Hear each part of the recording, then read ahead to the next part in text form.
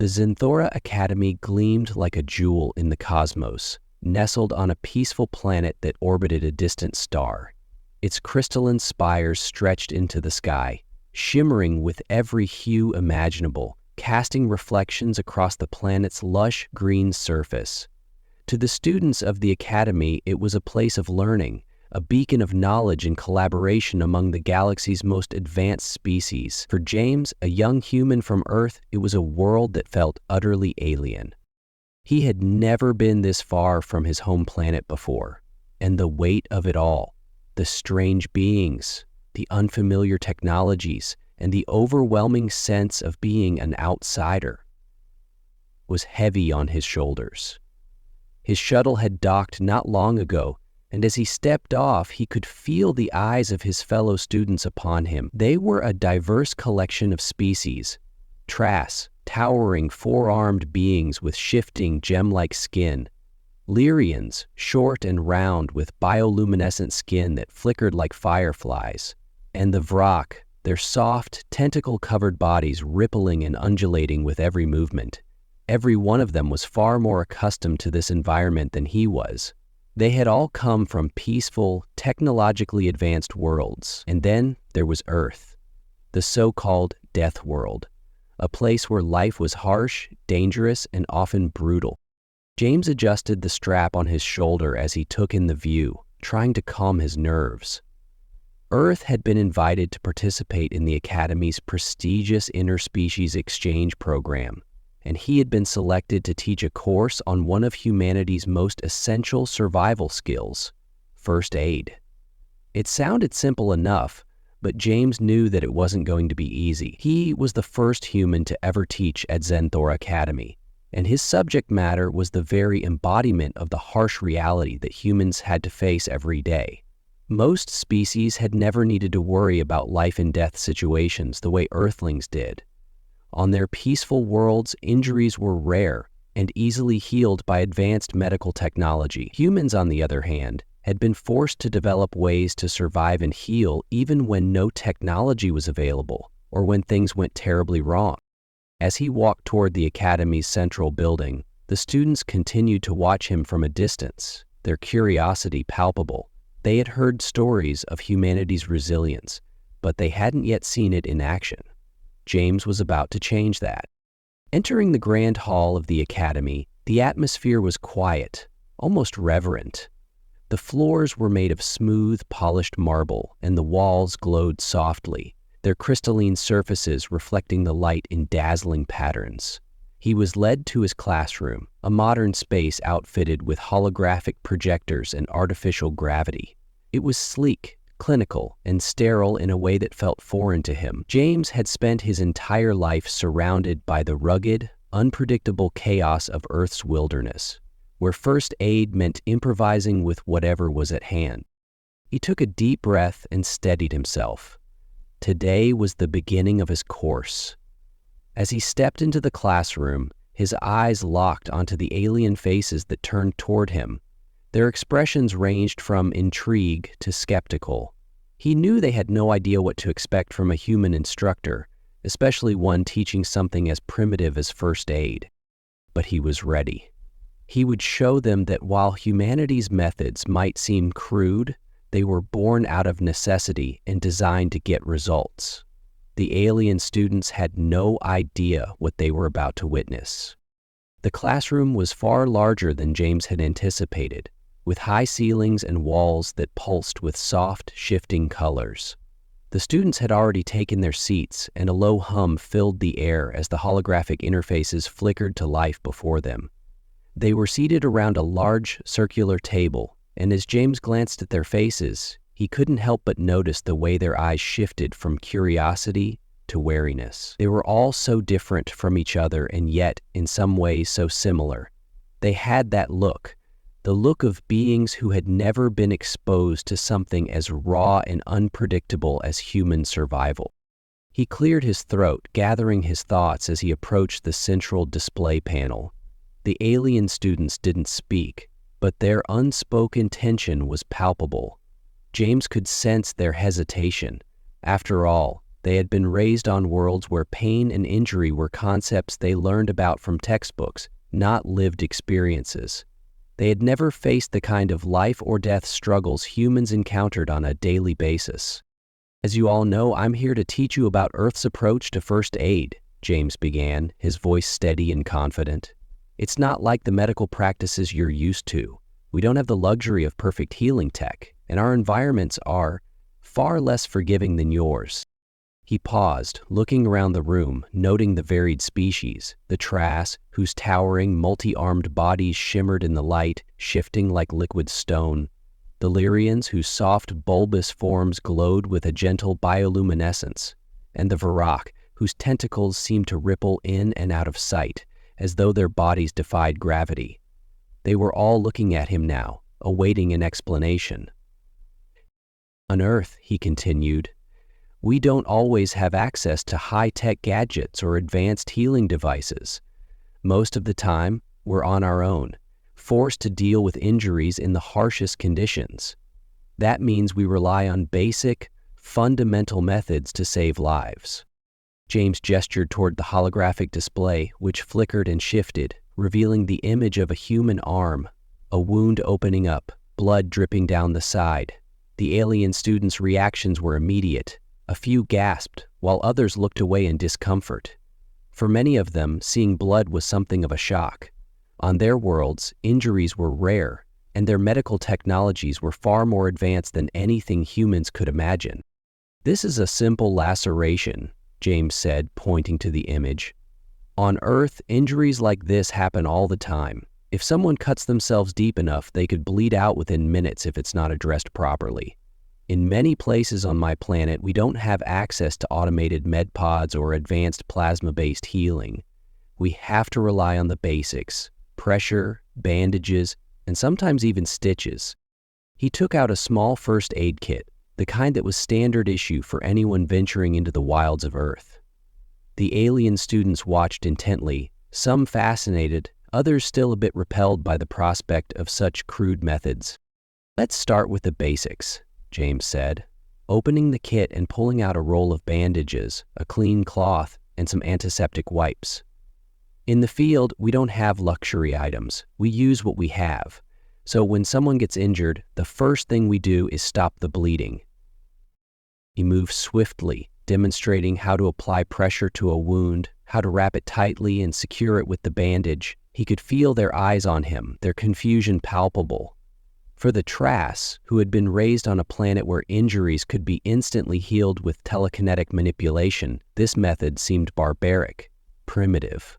The Lyrians were no better. They had evolved to use their bioluminescent abilities for healing, drawing upon natural energy to mend the body. For them, the notion of using raw materials like cloth and pressure was almost laughable. But James pressed on, explaining how these simple methods could save lives when advanced tech wasn't available, when the tools they relied on were no longer an option. He showed them how to use the antiseptic to clean a wound, how to apply a basic dressing, and how to improvise in the absence of perfect materials. He knew the students were struggling to wrap their minds around it. Some were uncomfortable with the idea of direct, hands-on intervention. After all, most of them had never seen injuries like these before, let alone had to deal with them. The Trass raised one of his forearms, his voice deep and resonant. "Why not use a cauterizer? It would stop the bleeding instantly." James looked at him, an eyebrow raised. "On Earth, we don't always have the luxury of cauterizing tools. And sometimes, a quick solution like that can cause more harm than good. You have to think about the person as a whole, not just the wound. Sometimes, you have to stabilize the injury before you can worry about fixing it." The Trass fell silent, the question lingering in the air. James could sense the skepticism, but he had expected it. For these students, the methods he was showing them were nothing short of shocking. As he continued to demonstrate, he could see their discomfort slowly turn into curiosity. A few of them leaned in closer, fascinated by the way he worked with such simple tools. Others, like the Lyrians, started to ask more questions about how they could adapt their own abilities to complement the human methods. James smiled to himself. It was clear that, despite their initial shock, the seeds of understanding were being planted. They might not fully grasp it yet, but soon they would come to see the value in Earth's no-nonsense, hands-on approach to survival and first aid. The first real test came sooner than James had anticipated. It wasn't long after their initial introduction to the basics of human first aid that the Academy's training facility set up a simulated emergency scenario. This was no ordinary drill. It was designed to push the students beyond their comfort zones, to force them to react under pressure. James had been briefed about it beforehand, but he knew this was where the real challenges would begin. For all the alien students' theories and advanced tech, they had never been put in a position where the instinct to survive and the instinct to heal had to collide so directly. The simulation chamber was enormous, with artificial environments designed to mimic harsh conditions. Everything from rugged wilderness to desolate urban ruins. Today, however, it was set up to replicate a common Earth scenario, a human sustaining an injury in the wild, far from medical help. As James and the students walked into the chamber, they were greeted by the scene of a human figure lying on the ground, groaning in simulated pain. The holographic body was sprawled across a dirt patch, its clothes torn and blood visible where the flesh had been injured. The situation was as real as it could get, short of a real person being hurt. The rest of the class stood in a loose semicircle, ready to jump into action. "All right," James said, clapping his hands together. "Here's the situation. This is a human injured in the wilderness, far from any kind of help. It's up to you to stabilize the victim and prevent further injury. There's no advanced tech, no automated medical devices here. You have to work with what you've got." The alien students exchanged uneasy glances. The Traths, always quick to offer suggestions, stepped forward. "Perhaps we can telekinetically stabilize the body, lift it off the ground to stop further damage." James shook his head. "That's not how it works on Earth. Sometimes you don't have that luxury. You have to make do with your hands, and you have to think quickly. Pressure, elevation, restraint. These are your tools." The Traths nodded but looked uncertain. The other students, however, were quiet, their attention split between James and the injured human figure. The silence was broken by the sudden noise of a shrill alarm, signaling that the simulation had begun. The holographic body jerked, causing a ripple of panic in the room. James watched as the students froze, unsure of what to do next. It was the Lyrians who moved first. Their bioluminescent skin flickered as they rushed toward the simulated body, seemingly drawn to its suffering. One of them reached out with a delicate, glowing hand, as though to comfort the injured figure. But James could see the hesitation in their movements. They were trying to heal, but they were doing so without addressing the immediate need, stopping the bleeding. "Focus on the wound," James said sharply. "You need to stop the blood flow before anything else. Stabilize the injury, then worry about the rest." The Lyrian paused, then nodded, quickly pulling back and scanning the body. They grasped a cloth from the medical kit and applied pressure to the gash, a moment of realization dawning in their eyes. But by then, the Traths had moved forward too, using their forearms to try and reposition the body, perhaps too vigorously, in an attempt to stabilize it. The result was the victim's leg shifting at an odd angle, creating more pain and further complicating the situation. "Stop," James barked, his voice cutting through the chaos. "You're making things worse. Keep the body as still as possible. Think, if this was a real situation, every second counts. Your job isn't to move the victim, it's to keep them from getting worse." The alien students froze, realizing the mistake they had made. Their previous understanding of healing and injury prevention, reliant on the luxury of technology and medical devices, had been completely upended. They had to work within the brutal confines of the Earth method. Fast, direct, and hands-on. James approached the scene, kneeling beside the holographic body. He He demonstrated the correct method, applying pressure to the wound with firm hands, then securing a bandage around it with quick, efficient movements.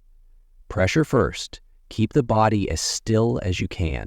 When you've stabilized the injury, then you can consider moving them, but only if it's safe. The Tress, who had been so eager to help with telekinesis, stepped back, watching carefully as James worked. "You're not using any advanced technology," the Tress said slowly. "Just your hands." "That's the point," James replied, looking up. "In many parts of Earth, advanced tech isn't an option. We have to rely on our instincts and what we have around us."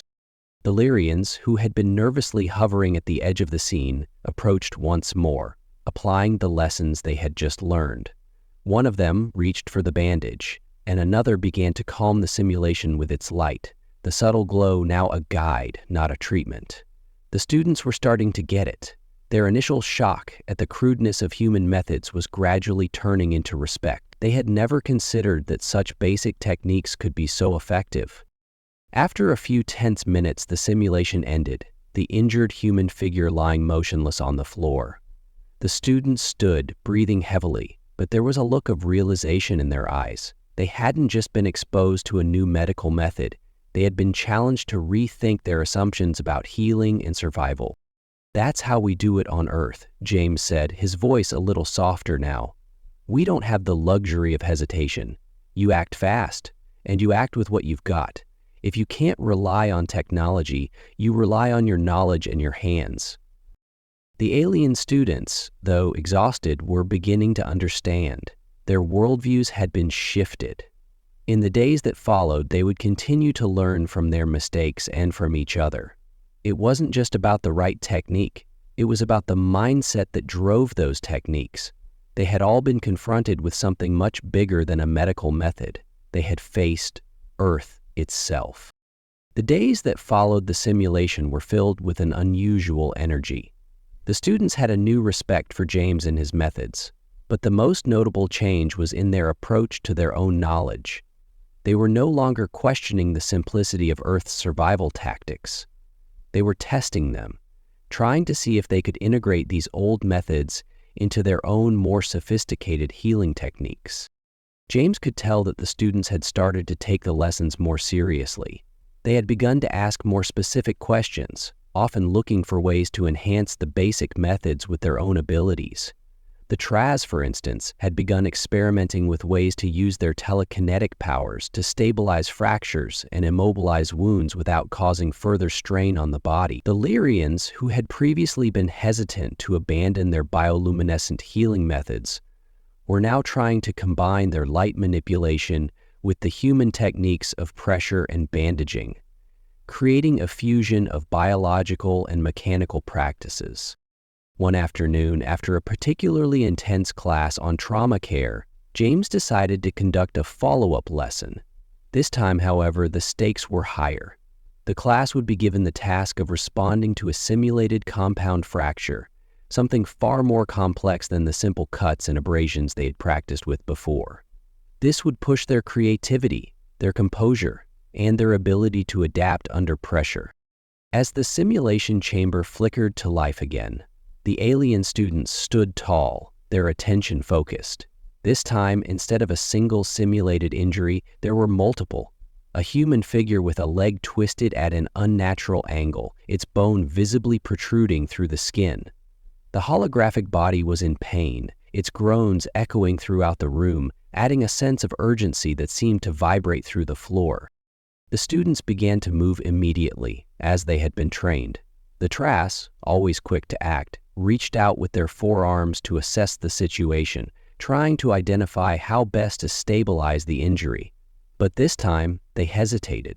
The injury was far more complicated than anything they had dealt with before, and the previous overconfidence that came with their telekinetic abilities was replaced with uncertainty.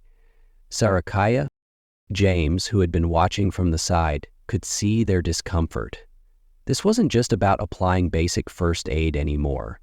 It was about making decisions under duress, prioritizing what mattered most, and ensuring that the injury didn't worsen. He knew that these students, despite their advanced technology, had never been in a position where the outcome depended so heavily on their raw decision-making skills. "Remember," James called out, "the first step is always to stop the bleeding. Immobilize the injury before moving the victim. You can't fix everything right away. Stabilize, and then you'll figure out the next steps." The Trass nodded, using their telekinetic powers to lift the injured limb gently, but they were careful not to jostle it too much. Their forearms held the limb in place while they secured the fracture with materials they had gathered from the kit. The Lyrians, who had been quiet for a moment, approached with their bioluminescent hands hovering over the wound. One Lyrian began to create a soothing light that calmed the simulated victim, while another moved quickly to bind the wound with strips of fabric, securing the bone and preventing further movement. James walked over to them, watching their progress closely. "Good, you're getting the idea, but don't forget to keep your calm. In a real situation, panic can make things worse. Focus on the essentials, stopping the bleeding, stabilizing the body, and making sure the person isn't in shock." One of the Varrock, their tentacles twitching nervously, had begun to frantically search for a way to assist.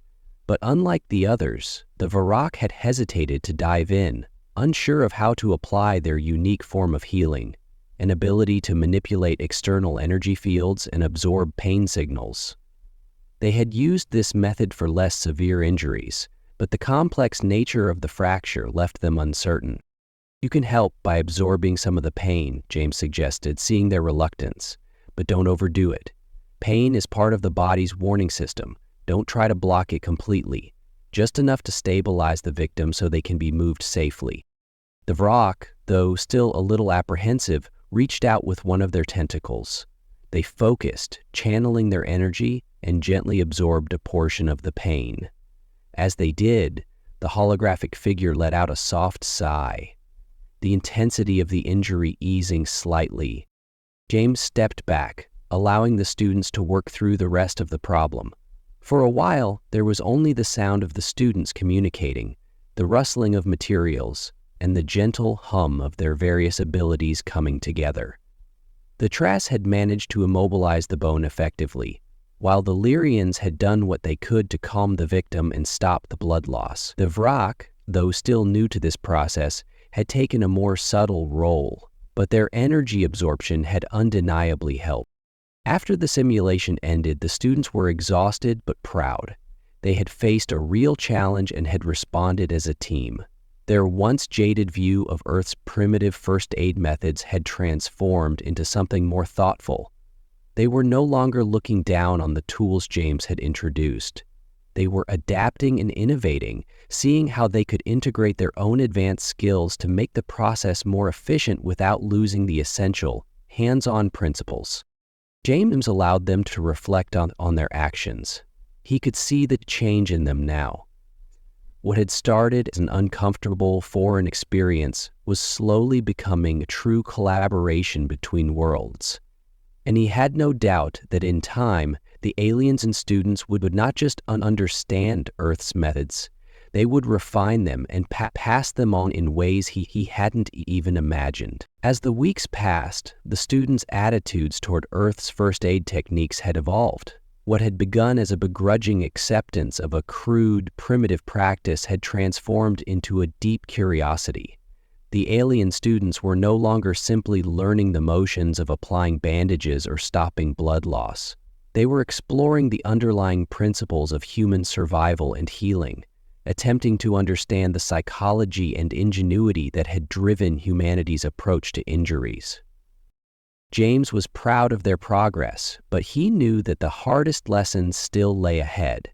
The Academy had arranged for a field test, a real-world scenario where the students would be sent to a remote part of the planet to deal with an emergency situation.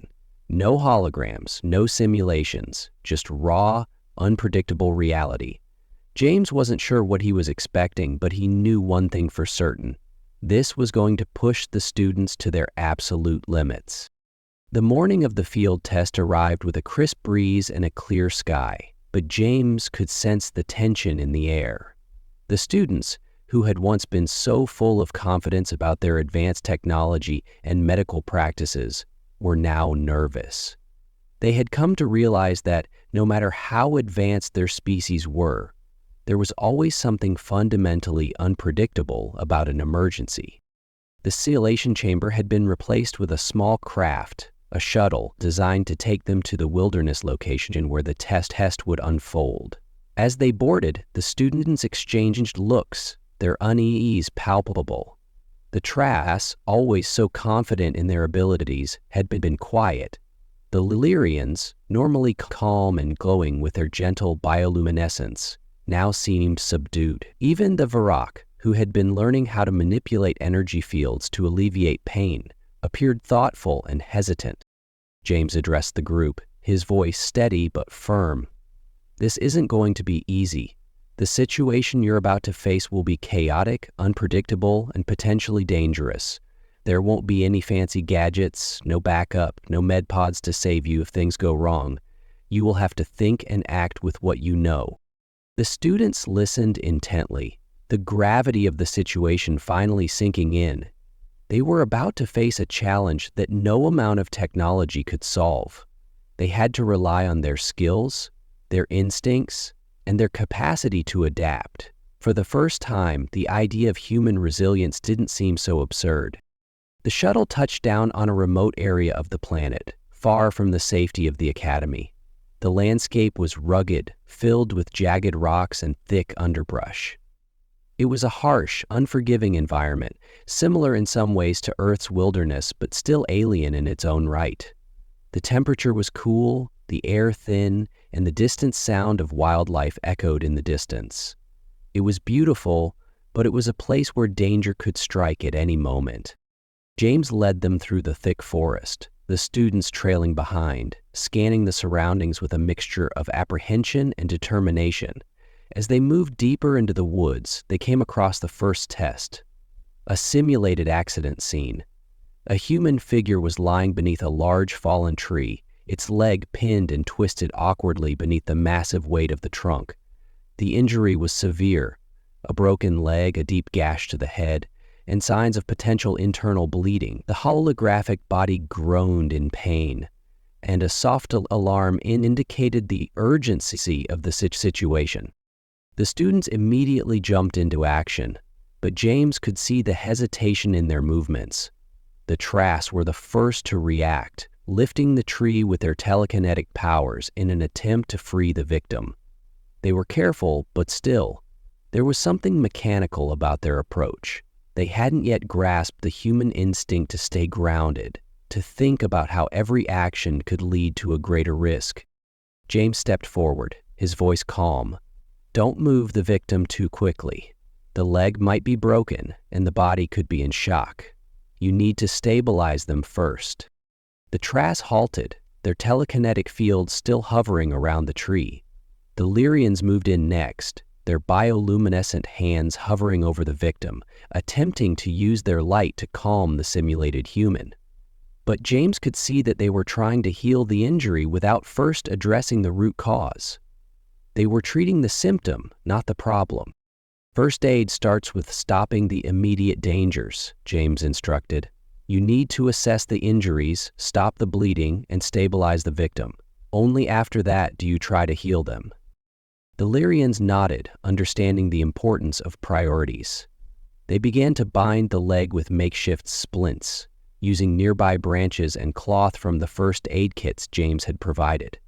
Meanwhile, the Vrak, still not fully confident in their role, hesitated.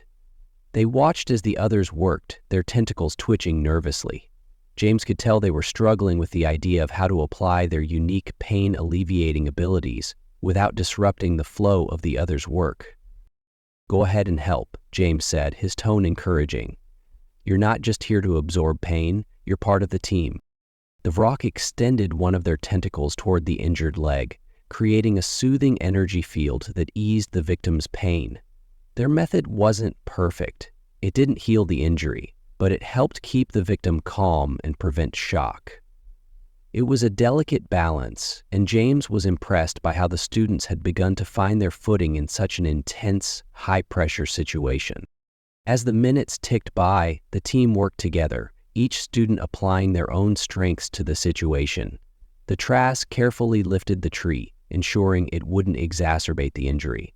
The Lyrians worked to stabilize the broken leg and reduce the pain, and the Vrak kept the victim's pain manageable. It wasn't perfect, but it was effective. When the simulation ended, James stood back, watching the students' reactions. They were tired, their clothes soiled, but there was a sense of accomplishment in the air. They had faced a real challenge, and they had succeeded. "You did well," James said, his voice proud. "This wasn't easy, and it won't always be easy, but you've learned to trust your instincts, and you've learned to adapt. That's the essence of survival." The students nodded, their respect for Earth's methods now evident.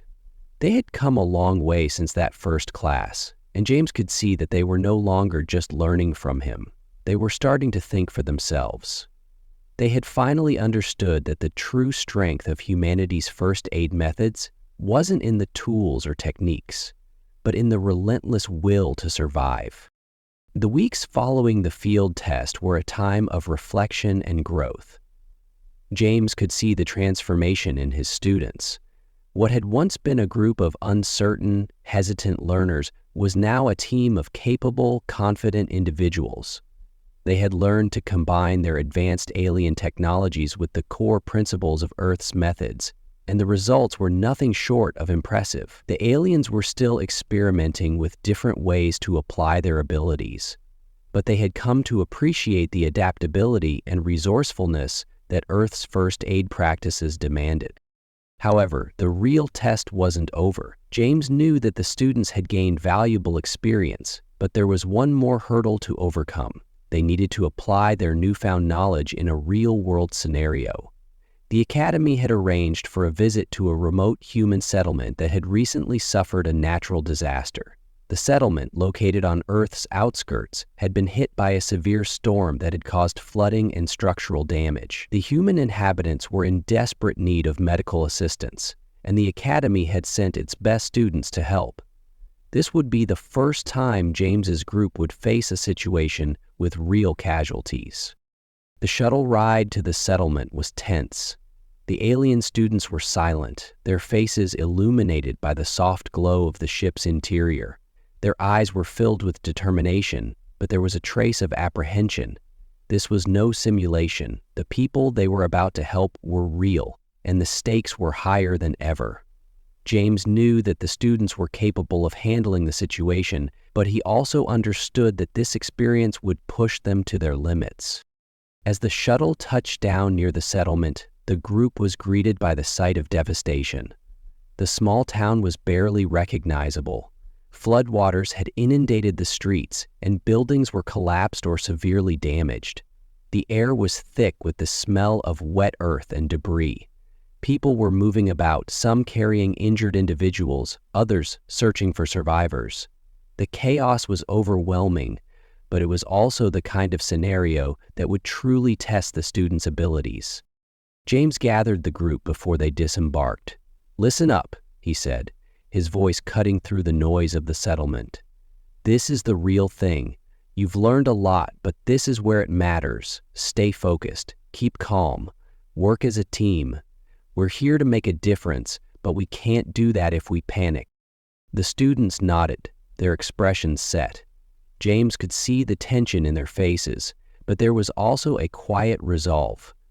They had come a long way since their first day together, and now they were ready for the challenge. The first casualty they encountered was a young woman who had been trapped under debris. Her leg was pinned beneath a collapsed beam, and she was unconscious. James immediately took charge of the situation, directing the students to act quickly. "All right, we need to stabilize her leg," James said, kneeling beside the woman. "Tress, you help with lifting the beam carefully. Lyrians, prepare the splint for her leg. Vrak, stay close. Use your energy to reduce her pain and keep her calm." The students moved with purpose, their actions a well-coordinated dance of alien abilities and Earth-based first aid. The Trass, with their telekinetic powers, gently lifted the heavy beam off the woman's leg, being careful not to jostle her too much. The Lyrians quickly worked to secure the leg with a splint made from nearby debris, their bioluminescent light adding a soothing glow to the grim scene. The Vrak, as always, hesitated for a moment, unsure of how much pain to absorb, but James gave them a reassuring nod. They extended their tentacle toward the woman, their energy field enveloping her, easing her suffering. It was a delicate operation, but within minutes, the team had stabilized the woman's leg and moved her to a safer location. As they carried her away, James could see that the students were beginning to settle into the rhythm of the situation. The chaos of the disaster was still palpable, but they were no longer overwhelmed. They had learned to trust in their training, in each other, and in their ability to adapt to the unexpected. As the day wore on, the students continued to respond to various injuries: broken bones, lacerations, and more severe wounds. The alien students had grown accustomed to treating injuries with their advanced methods, but now they had to work with a completely different set of challenges. The human injuries were raw and messy, and the conditions were far from ideal. The lack of advanced medical technology forced them to rely on the simplest, most effective techniques they had learned, and as they worked, James could see the realization dawn on each of them. Earth's methods weren't just about survival, they were about resourcefulness and ingenuity. By the end of the day, the students were exhausted. Their hands were covered in blood, their clothes soaked and stained, but there was a sense of accomplishment in their eyes. They had saved lives, treated wounds, and managed to work through the chaos of the disaster. The experience had brought them closer together as a team and had shown them just how powerful the human will to survive could be. James gathered the students together before they boarded the shuttle back to the academy. "I'm proud of you all," he said. "You came into this thinking that Earth methods were primitive, but today, you proved that they're just as effective as any technology.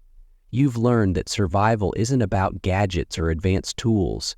It's about doing what's necessary, even when it's difficult." The students looked at each other, their faces tired but full of understanding. They had learned something profound that day. They had learned that the true power of Earth's first aid wasn't just in the techniques, but in the adaptability and strength of the human spirit. The journey back to the academy was quiet, the atmosphere inside the shuttle heavy with reflection. James glanced at his students, who were exhausted but thoughtful. Their eyes were distant, their minds still processing the intensity of the day's events. The alien students had entered that field test with doubts, with a sense of superiority over Earth's primitive techniques, and now they were grappling with a new understanding of what it meant to save lives. For the first time since their arrival, James could sense a shift in their perceptions, not just about Earth's methods, but about their own abilities. In that chaotic environment, they had seen how their advanced technology was limited by the unpredictability of real-world trauma. They had faced a situation where the outcome wasn't guaranteed by their gadgets or powers. The lessons they had learned through weeks of training had suddenly felt like more than just a series of drills. They were now tools of survival, ones they had to adapt and wield in the face of real human suffering.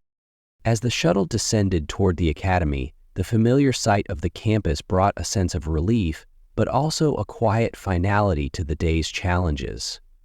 The students disembarked and made their way to the debriefing room, where James had instructed them to gather.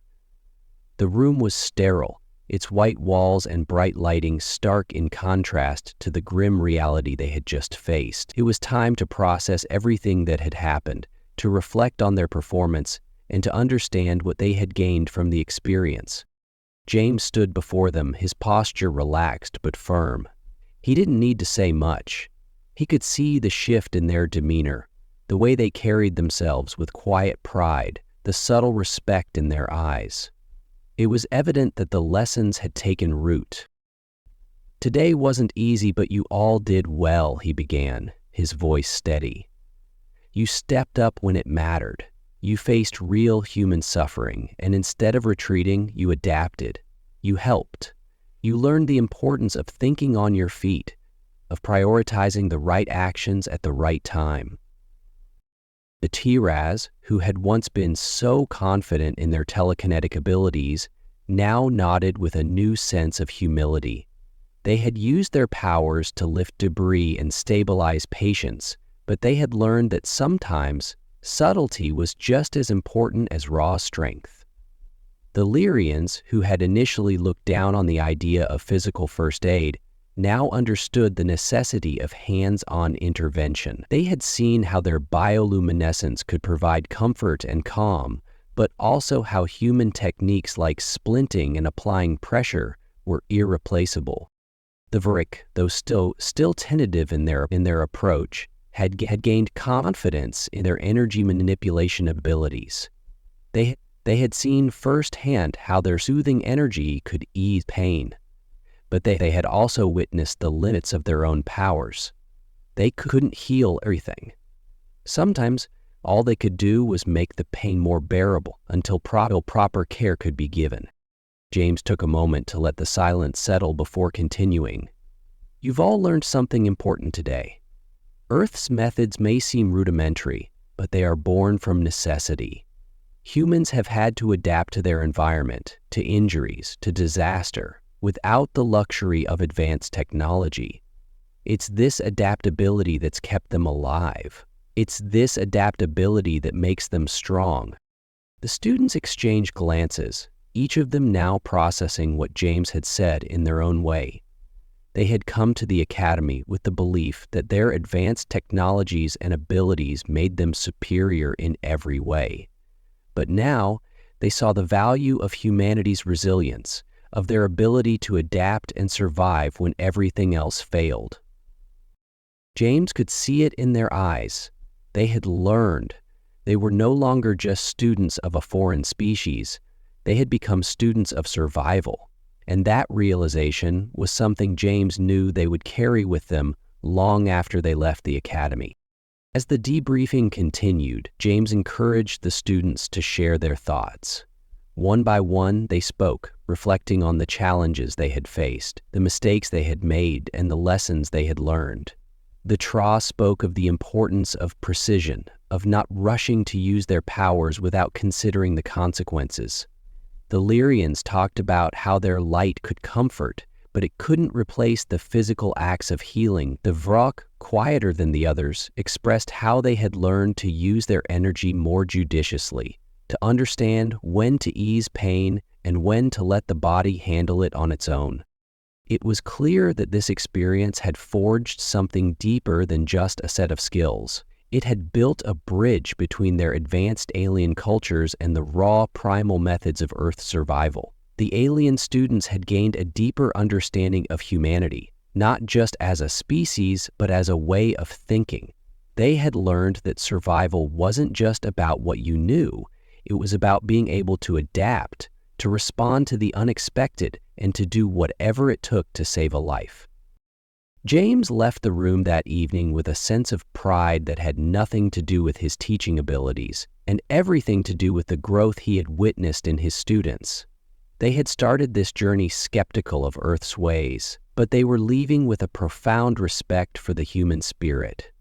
They were no longer just learners. They had become part of something larger. They had learned the most important lesson of all, the strength of adaptability, the power of human resilience, and the will to survive against all odds. And that, James knew, was the ultimate lesson.